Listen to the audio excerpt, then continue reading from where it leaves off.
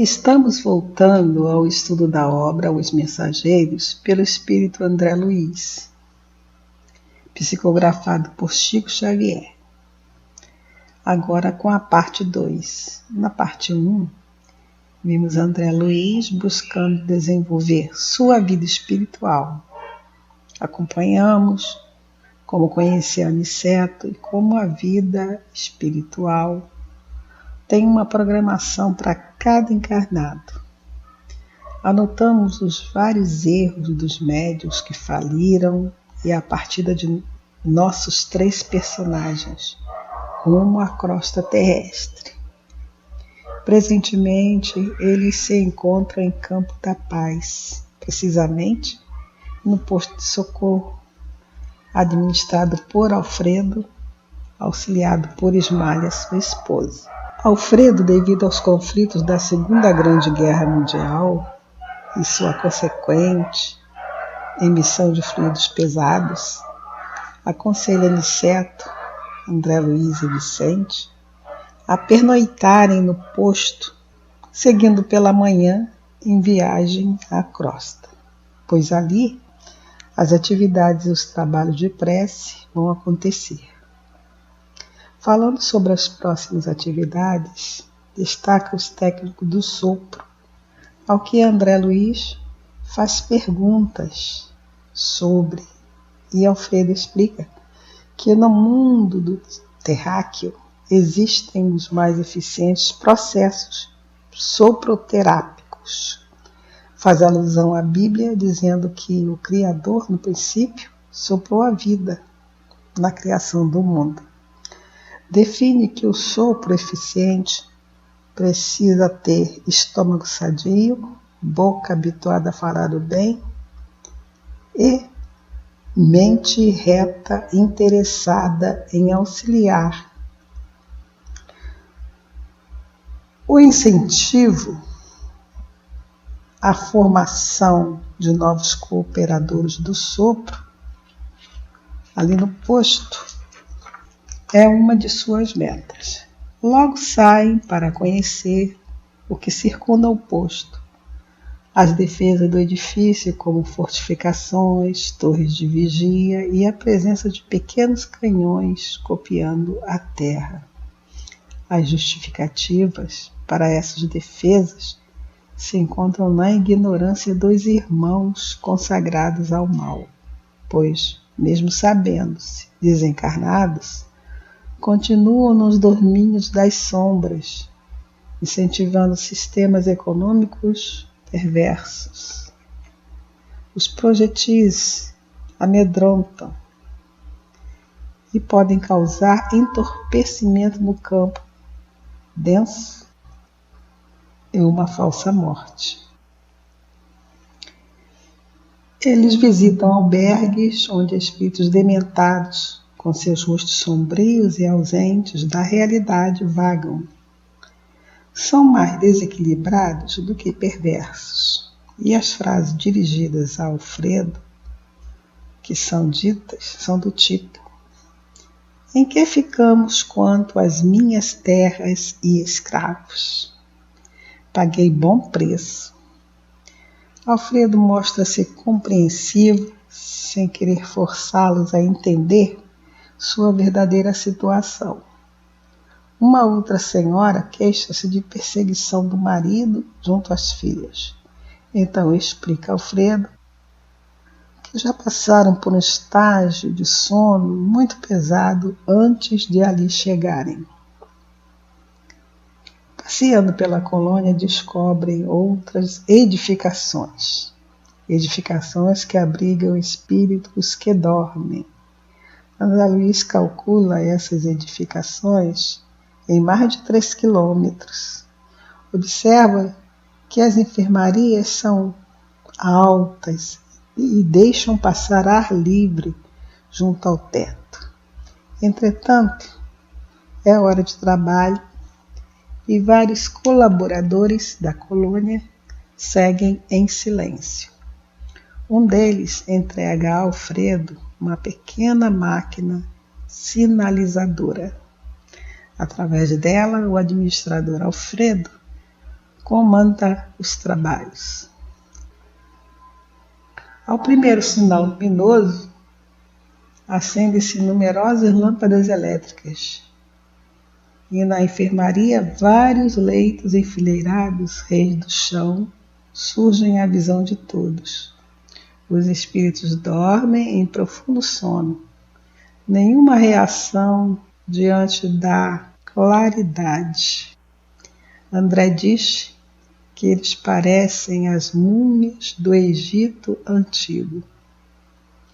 Explicando, Alfredo acrescenta que ali estão 1980 desencarnados, que separou 400, estando estes em situação próxima ao despertar. Recebem tratamento intensivo. Os demais, alimentação e medicação mais densos, uma vez por dia. Aniceto explica que ali estão os que acreditaram no nada absoluto após a morte do corpo. Acreditaram no sono eterno, no fim de tudo. E por que dormem? Porque estão magnetizados pelas próprias convicções negativistas. Uma palavra, são os sofredores. Acrescenta Aniceto que o remédio para evitar esta situação é a fé sincera na vida eterna, porque então o espírito se anima, se movimenta e não se paralisa. Pedindo licença a Alfredo, Aniceto leva André e Vicente para conhecer outros espíritos que dormem e Aniceto pede para examiná-los com os recursos magnéticos aplicados no gabinete do auxílio. André, ao examinar uma irmã, vê desprender-se dela uma sombra cinzenta escura que mostra uma cena, uma história. Ela, Ana, prepara uma bebida envenenada enquanto discutem. Ele toma certamente esse calmante e percebe o envenenamento, mas logo desencarna. Ana corre a esconder o seu crime, levando o corpo num carrinho de mão até a linha férrea. Certifica-se de que não a veem e volta para casa. Ao chegar, sente-se perseguida por monstros.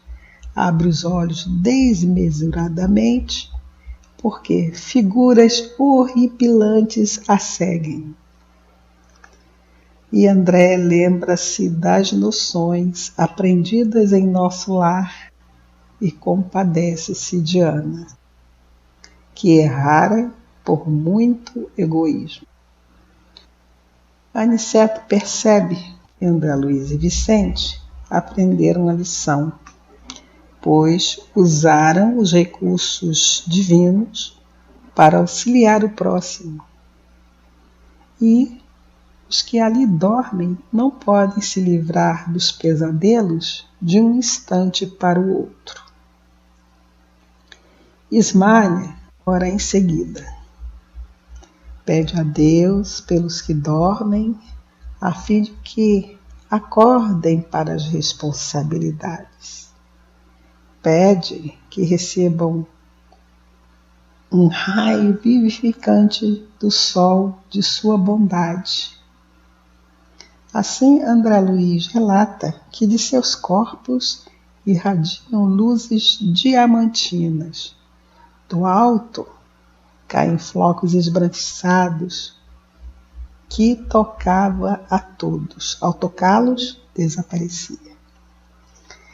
Então bolhas luminosas saíam de todos de seus corpos e atingiam as múmias. Esclarece Aniceto que na prece há a produção de elementos forças, cada um com sua vibração característica, vai exteriorizar coloração e intensidade de luz.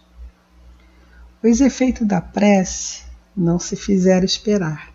Agora, as múmias apresentavam núcleos de sombra. As bolhas luminosas que caíam sobre as frontes desses irmãos tinham o poder de acordá-los, fazendo gemer, falar, dizer palavras desconexas. Alguns se levantavam e corriam apavorados. Houve um espaço em que Aniceto explica o trabalho da prece, comunhão da criatura com o Criador em sentido vertical. O Senhor atende o homem de boa vontade através daquele que se edifica na casa divina. Aniceto conclui: 2.900, apenas 400 estão mais próximos de despertar. E dos 400, apenas 2/3 podem receber passes magnéticos. Porém, qual a relação de Alfredo com seus colaboradores? Pedindo permissão a Aniceto, André Luiz pôde ouvir as considerações de trabalhadores da colônia sobre suas relações com o administrador e concluiu que todos buscavam harmonia, camaradagem. Um deles, Alonso, pediu licença para visitar os familiares na terra, que passavam por dificuldades. Após ouvir as explicações, ele não deu permissão. Por quê? Porque muitos que partiam dali com essa finalidade não mais retornavam à colônia. E a programação reencarnatória visa o quê? Visa a preparação das famílias em cada um de seus membros no ponto em que se encontram, na sublimidade e no eterno. Quando é permitida a visita do desencarnado à família terrestre, este muitas vezes apega-se aos entes queridos e não mais procura retornar à colônia. Aniceto, o instrutor, prepara uma surpresa para André e Vicente, visitando uma outra construção em Campo da Paz. É Paulo, um espírito que se comporta como louco. Pede que o examinam usando os recursos magnéticos recebidos e, tal como em Ana, veem a substância cinzenta escura transformar-se em cenas de vultos, homens, mulheres, raivosos, incluindo a figura de Ismaia e de Alfredo. Por Aniceto, vem a saber que Paulo é o falso amigo do casal, o caluniador que destruiu-lhe o lar. André pergunta como Paulo viera parar ali e Aniceto responde que o próprio Alfredo, após desencarnar-se e recuperar-se com auxílio de Ismaia, perdoa o seu ofensor. Então, Aniceto concluiu que aquelas cenas, né, que se ficavam na mente de Paulo eram monstros imaginários, produtos da culpa. Mas há também episódios sociais na coluna. Intercâmbio cultural entre as colônias espirituais. Um fator positivo é a ausência de fingimento. Naquela noite, o casal Bacelar, acompanhado de suas 2 filhas, chega ao posto de socorro. Bacelar é chefe de turma de assistências aos desencarnados. conversam sobre vários assuntos ligados ao trabalho com desencarnados. Num ponto todos concordam: a imperfeição dos pacientes e as justificativas sem fundamento.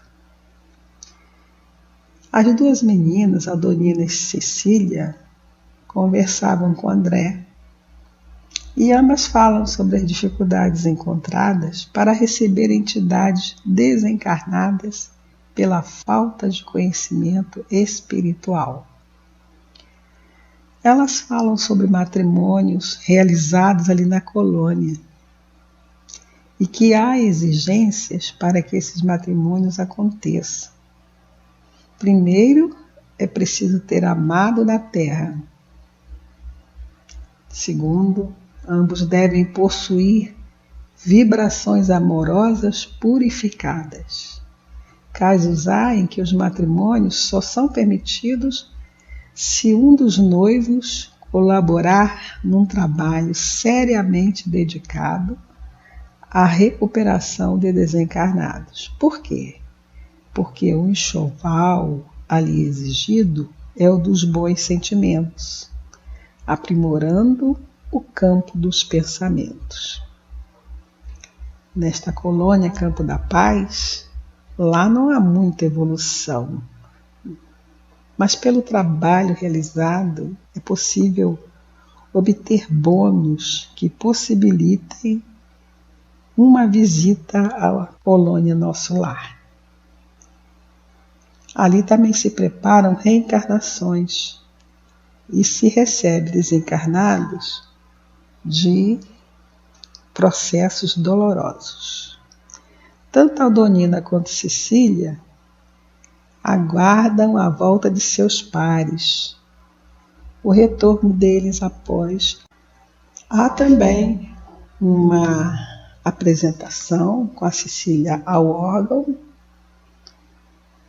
e nessa música continua o mesmo assunto: relação entre dois seres, amorosa, que se amam, mas que tiveram que se separar.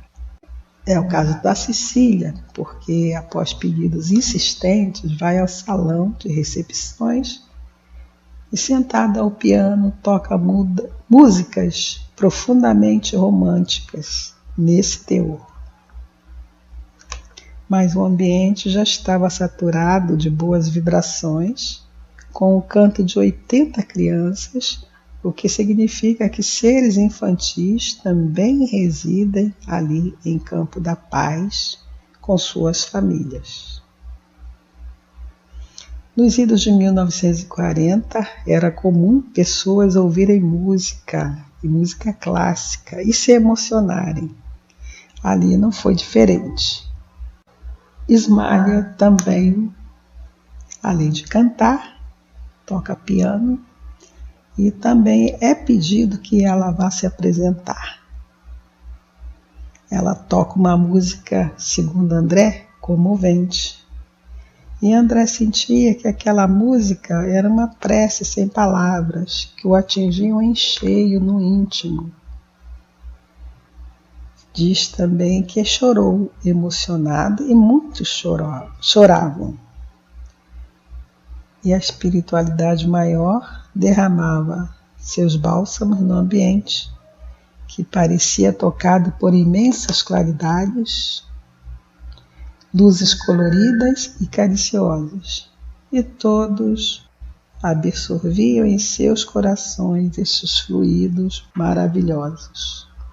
Se na primeira parte dos mensageiros apresenta-se uma programação divina para os encarnados de um modo geral, nesta segunda parte, a inclusão de Ismália e Alfredo como verdadeiros representantes do bem ao próximo exemplifica a misericórdia do Pai para com todos os que erram. É Ismália que desce de uma colônia evoluída para auxiliar Alfredo nas tarefas de socorro aos desencarnados. E tudo é feito ali na colônia Campo da Paz. Além disso, Alfredo representa um promovedor da paz. Eu sou Áurea Pacheco Alexandre, professora de língua portuguesa, formada pela Universidade Federal do Rio de Janeiro. Meu e-mail é aureapacheco@gmail.com.